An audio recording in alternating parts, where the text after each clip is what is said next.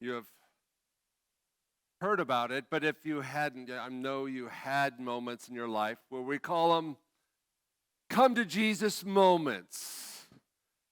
You know what I'm talking about? Those moments in life where they arrest you, and it might not be a literal moment in our day, but it is a sudden realization or a comprehension. Sometimes when you learn something and it's like, oh, or usually it's something that starts a life change moment, uh, a come to Jesus moment, right? We have that in that story here. We'll review it real quickly on the screen. This was one of those moments where Jesus entered into a place called Capernaum. This is his hometown, his home base. And they gathered into this place. And there's a reason why so many people would gather into this area. We'll talk about that in a minute. But the crowds were there. And then some came and brought somebody to Jesus. They couldn't do it easily, and so they had to actually climb up and drop him through the roof that they opened. How appropriate. And then when Jesus saw this faith, the paralyzed person was forgiven and then healed. Now, this is the story that is very common, but it is one of those stories that is so remarkable, though. When you think about the dynamics of this event, you have to think that this does not happen very often. This wake-up call for people around the crowds, it's in this story. And for me, I'm thinking about our challenge. Our campaign is Raise the Roof, for we can finish this building. But when we think about this, the commitment and the discipline and the generosity, this is within our ability. The problem is if you can't resolve problems like this, like a roof or something that needs to be replaced, as a group or a congregation, if you can't resolve that, the other things are never going to happen. You're never going to grow. You're never going to develop. You're never going to see people come to Christ if you can't do the menial and the basic things in your life, those faithful moments. And the work is the same for us here. I put this title on this story because it's so appropriate. But in this story, the highest calling, the most important thing, the greatest thing that we'll ever attempt as a congregation or a community of faith will be to put a person in proximity to Jesus, to invite a person to Christ is the first salient and only important thing on your priority list. If you are here for social reasons solely, there are better places. If you want to have your voice heard in your community, there are better places. A congregation, a Christian church effort is first and foremost is to bring somebody to Christ. And in all of that, we see this. I made that decision long ago to say yes to Jesus. And I knew at that moment that the most important thing with the walls or the roof or the lights or the events or the things that we did, we would celebrate when someone who had come to Christ, and it was that most holy, beautiful moment, is to celebrate those moments where people said yes. And you'll see that as again and again in a church like this. That's the most important part. In September next year, we'll be done with this project. We'll be on to different things. This will be in our history, but the number one thing that we'll always see every day is, can we connect people to Christ? Are you willing to work together to invite people to a place in proximity where God can do something wonderful in their heart? Has that happened to you? And if God has done that to you, the most important thing for us is to make that available to others. In order for us to do it, there's a couple marks of people who do this. Number one, the first mark is there is what we call a whatever it takes attitude. I want to put that up there because there are impulses and things that you'll do in life. Some of you have projects. Remember when I put up all my projects on the screen? I only gave you a small list of my projects that have not been finished. I'm really good at starting those little creative projects. They're everywhere. I'll finish some of those. I'm not promising I'm doing all of them, but I'm going to do that. But ultimately, there are things in our lives that you will commit without reservation, whatever it takes attitude. And there are always going to be obstacles for that. That's why they're hard to do. You know, in this story, we have obstacles. This person is paralyzed. He can't move his body to the place where he can find Jesus. There are crowds are in the way. And there is another way and another way and another way to try to find a way to reroute their effort. But this whatever it takes approach is a very remarkable attribute. It's not really about if we do that, it's how are we going to do this? And so, do whatever you can, that happens a lot. I'll do what I can. But there are some things in life that rise to the top of your list and you say, no matter what, I must do this. Anyone in this room, is there anything that you would do to save your child? Is there anything that you would say, man, it's on the Super Bowl. I'm sorry. That's kind of a big day for me. That's ridiculous. Is there anything that you would not do to do that? We know that. And so you see this attitude in the Gospels. We hear it from Jesus. It's in his character. Look at it says here in John 14, verse 13. It says, I will do whatever you ask in my name so that the Father will be glorified in your life. There's nothing I will not do to make sure that this happens. I'm writing a book on all of the whatevers. There's about 60 of these in the Bible. And there are so many moments where this whatever shows up. And sometimes today we think about whatever. It's the opposite of the word, the meaning of this word. It means there is nothing I will not do. Whatever. It's a superlative. Whatever.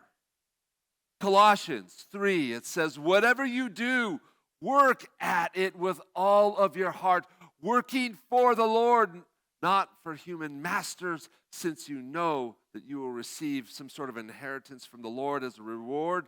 It is the Lord Christ that you are serving. Philippians 4, verse 9, he says, whatever you have learned, received, or heard. This is us young people, and I'm putting myself in there. Whatever you're learning, whatever you experience, whatever you heard, any gift that you receive, these things are for God's glory and for his peace. Put it all into those areas. So you see that this is an uncompromising attitude that you must approach to put people into a place in proximity to Christ. It's what I call an indomitable and relenting spirit. And you can't find this in people when you relate to financial security or social status or your political preferences. You might have commitments to those things. But I'm saying today, let this be first, best, and most in our lives. That a person who can see Christ, that means that your conversation, your introduction, your relationships that you have, these must become first. So, it requires a whatever it takes approach. So you find any church that's growing, you'll find people who are saying, whatever it takes. You'll just see it. It's the number one non-negotiable feature. Number two, they also have to have a question in their mind regularly. And that's, what is the point? Why? What is the point? The approach that you use, you will always return. If everything that you get bogged down into projects or issues or efforts, you must think, what is the point of doing this? If you have this constantly in your life, the things that you do will make more sense and they will have greater commitment for those moments. But if you're just going to get up and do things by habit, some days will actually derail you and your habit will not be enough. No, you must have this question in our minds. What is the point? And what is our point? For me, I have one word: proximity. What is the point? Proximity to Christ. We need to be close to Christ, whether it personally or in events or things that we do. We move close in those places. That means whatever is in the way, the distance, you remove those moments that have a problem for your sense of proximity. Look at what it says in Luke. You'll find your broken moments, your most regrettable moments in the life, you'll find yourself in proximity to where? Far away from your God. Your best moments will always be what? Even in pain, in grief, your best moments will be in proximity to God. The moments that you're far away, you'll find yourself. Go look at your history. You don't have to go very far, but look at the disciples at the cross. The most regrettable moment that they could go back and says, I was never close in that moment. All the disciples were there at one point, stood in as a distance. Psalms 48 says this, and I love this old song. You can almost hear it as a refrain in the song. As he raised up for his people as a horn, the praise of all of his faithful servants of Israel, the people close to his heart. So from heaven's perspective, his number one thing is to do what? Proximity, to be close to us. Make a sanctuary. Why? Proximity, to be close. James chapter 4, verse 8, it says this in the, it says, come close to God, and what?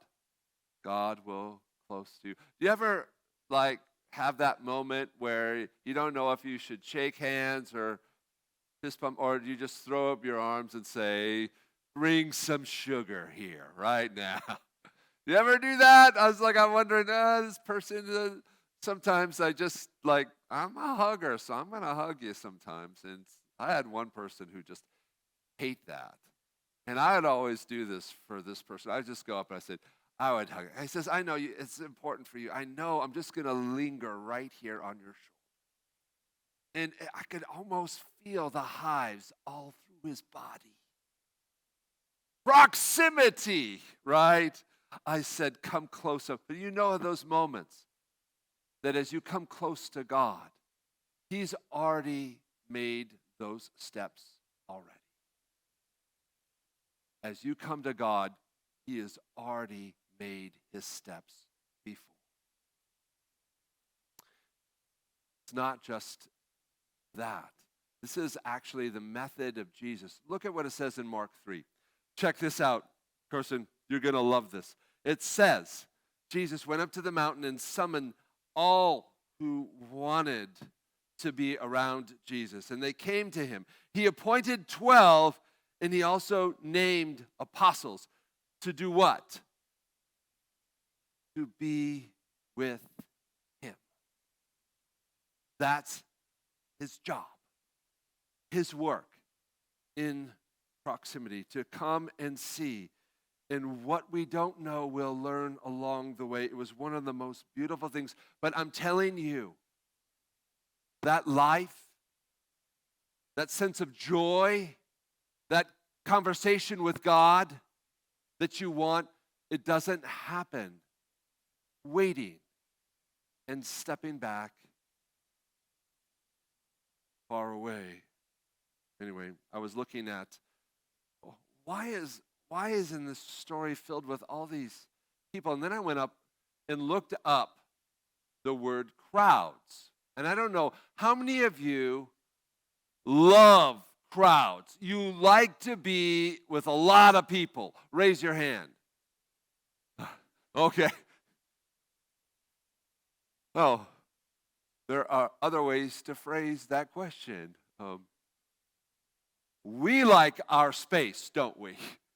Our space is kind of important, but crowds are not a virtue. But in our world, if you have teeming thousands screaming at the stage, we think what? This is a success. I'm telling you, you put a good band, a beat, and a bunch of people out there, and they can jump around. You can get thousands of people jump and sing and feel like you're in the Spirit. You can. And there are moments like that where you do that, and the Spirit is there very much. But crowds are not, by virtue, a place where God is using and being us in proximity to heaven at a wall. In fact, I went in the Gospel of Mark. There is a crowd in every chapter except one. And that's where and Jesus is actually teaching the whole time. So there's no crowds for that. Every chapter there's a crowd. In every chapter. And so I'm thinking, well, maybe crowds are good, and maybe when things are just busting through the walls. And I've been at when our church previously we had so many, it was so crowded, we had to do 2 and 3 services, right? Crowds do not equate for growth. It's a byproduct that people are making a decision to show up. But that doesn't mean the Spirit does dwell and flourish in people's lives. You see it in Galilee. Why in Capernaum is always crowded? I was just there a year and a half ago, and I was in North Galilee area, and it's a beautiful area. But I'm telling you, there's nothing special about that area except the people. The people in Capernaum. These areas and those North Galilee people, they show up to everything. It's almost like they're all self-employed. That means they can do whatever they want with their schedule or whatever. And I know that's not true, by the way. But they show up to everything. If there's a revolt, they are there in masses. If there's a new speaker, they are there to check it out. If there's something going on, if there's a concert, they're selling tickets. They are there everywhere. That's Capernaum. Not just Capernaum, but the other places there. In fact, these Galileans, they have some attributes. Can I show some of their attributes here? So some of their attributes, they are easy to assemble, easy to disperse. I can go through historically, whenever the Romans show up with their spears and their swords, they disperse quickly. But they show up to yell, and they've got their signs, they have their t-shirts, and they scream and shout, and they like gas on a fire. You can inflame them. Galileans, that's Peter, but just not Peter. That's half of his team came from Capernaum area. You know people like this. You know you could just start talking about politics or this or that, and then they explode. Galileans. They are easy to criticize and problem seekers as well. Do you have people in your life that they easily go, the number one, it's almost like Eeyore is in the room. Right? Nothing's going wrong. Everything's wrong. And ultimately, sometimes it's the other direction where they're saying there's always a problem. Of course there's a problem everywhere. What I like to see is solutions. Having people who can actually, with winsome and lightness, say, we can fix this, we can do this. But sometimes there are Galileans who are so easy to find the holes. And this is almost their spiritual gift. Your gift to the world is tell everybody what's wrong. Well, we do need some of that.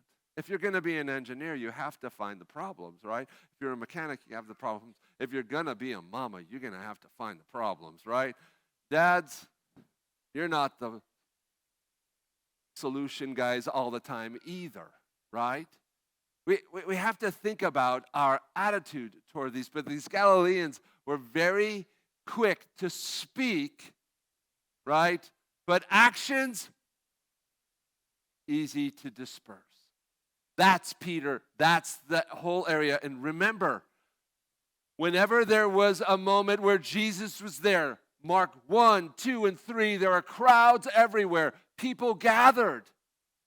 But what happened? After about 6 to 7 months later, Jesus will say this to this place. It says in Luke.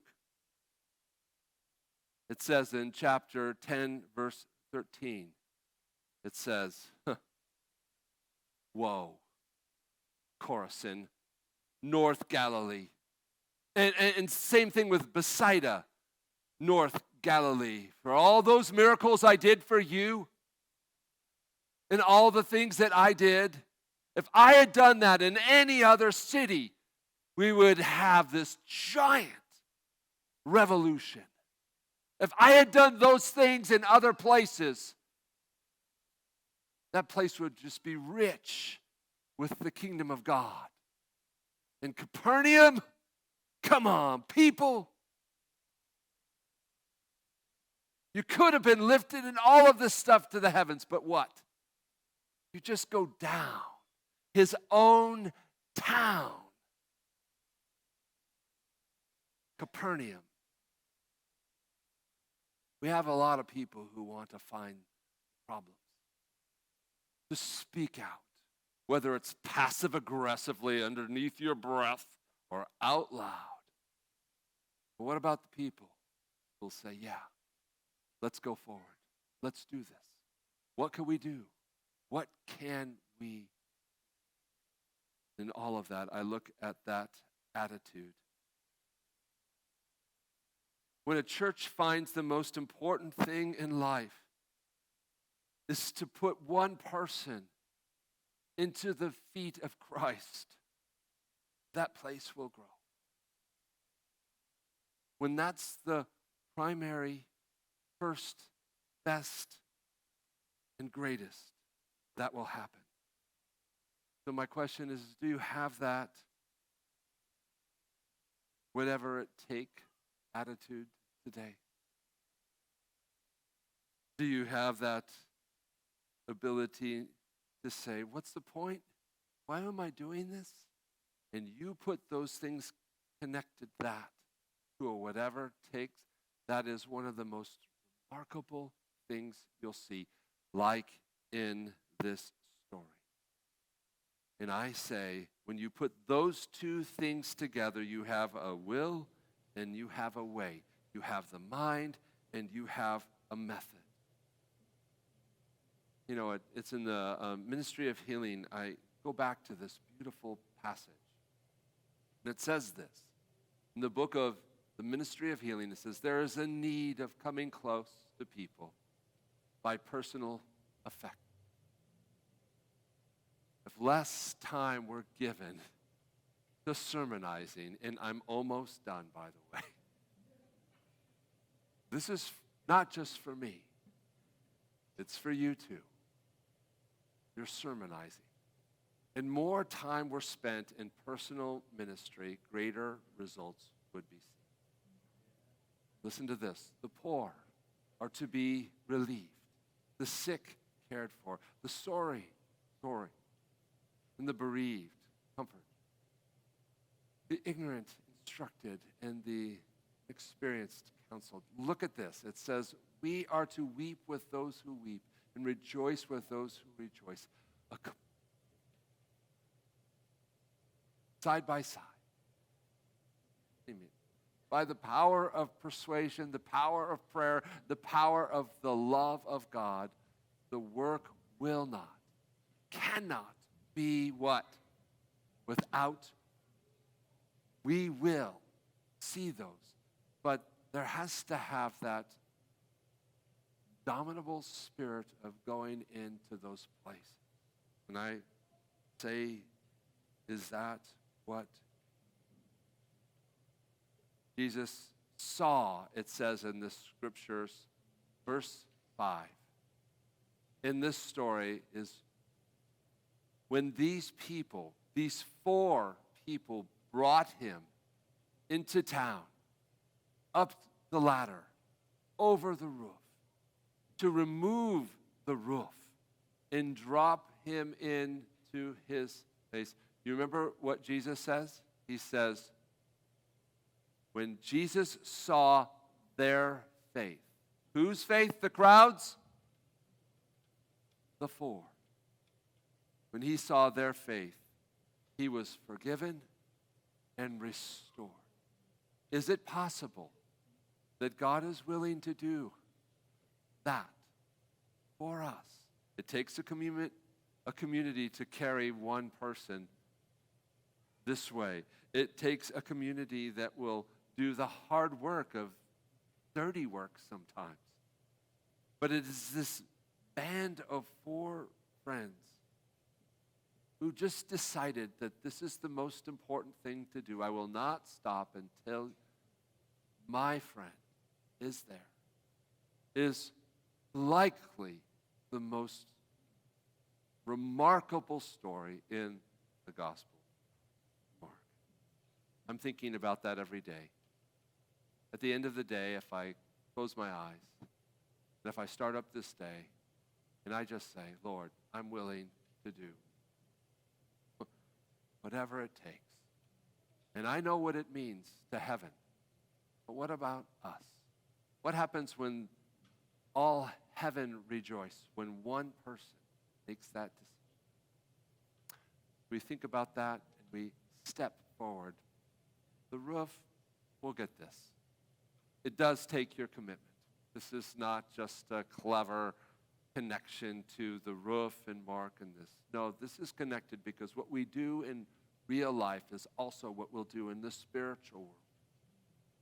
Forces are happening around us. And as we do both, God will give us that kind